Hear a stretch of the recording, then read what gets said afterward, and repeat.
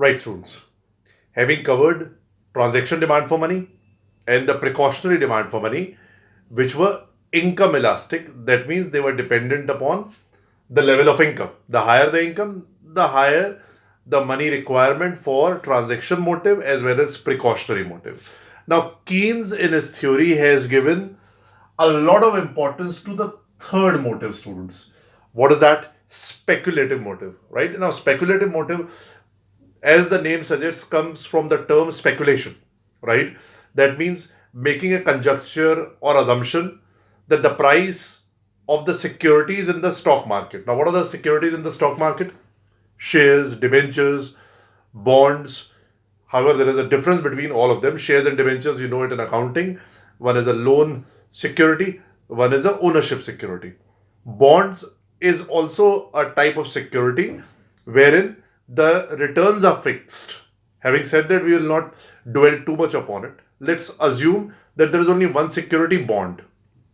Now, as an individual, students, you have to remember we require the money also for speculative purposes. Now, what are speculative purposes? That is reflective in my two columnar table where rate of interest is written and price of bond is written.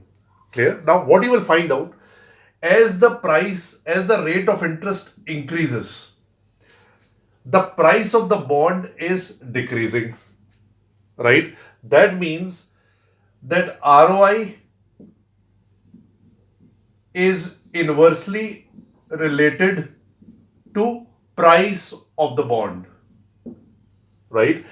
If the rate of interest goes down, price of the bond will go up, right? Now, how it works, that mechanism is not a part of your syllabus, but if you are interested in going into that mechanism, kindly go into that video which I'll upload. That will be strictly not meant for your syllabus understanding, but just to understand the mechanism between the money which we invest in bonds in the stock market. Clear? Now, assuming, students, that you are an investor who is presently finding the market rate of interest is 5%, that means your security which you have invested in, its present value is 545. Clear? Present value is 545. Now, suppose you speculate, you anticipate that the prices will fall to 4%, right? Fall to 4%.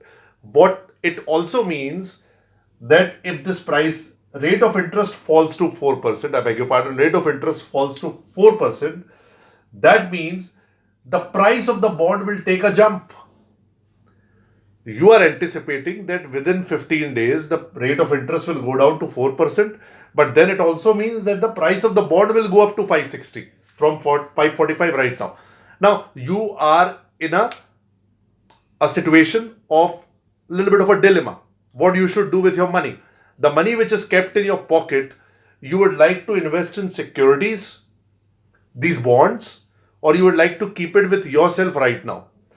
Since you are anticipating on the basis of your knowledge that rate of interest will fall and the price of bond will go up, therefore what you will do right now, you will convert all your money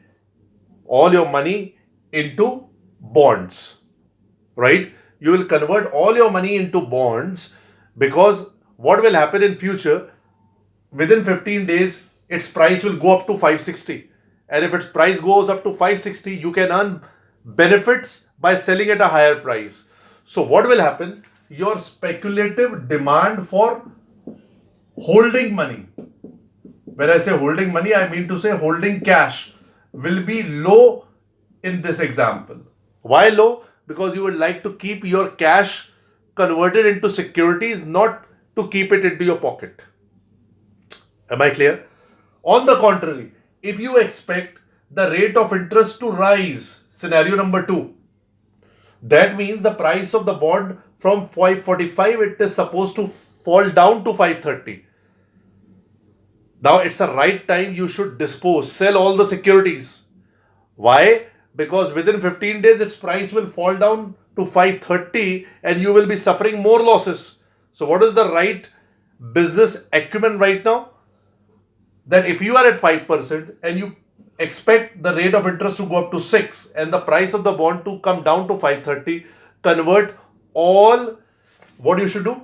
You should try to sell or convert students. Just think about it. You should try to make sure that all your securities are converted into cash. Am I clear? Why it should be converted into cash? Because in future the value of the securities will go down. So your speculative demand for cash will be comparatively high if you expect the rate of interest to go up. I hope all of you are understanding it. So when you expect the rate of interest to go down as 4%, your cash requirement will be less because everything you will invest in securities. But when you expect the rate of interest to go up, which means price of the bonds to fall down, it's the right time to sell all the securities and convert into cash, and therefore your demand for holding the money in cash will be high. I hope all of you are understanding it. Little bit tricky, but remember that is what is speculative demand for money.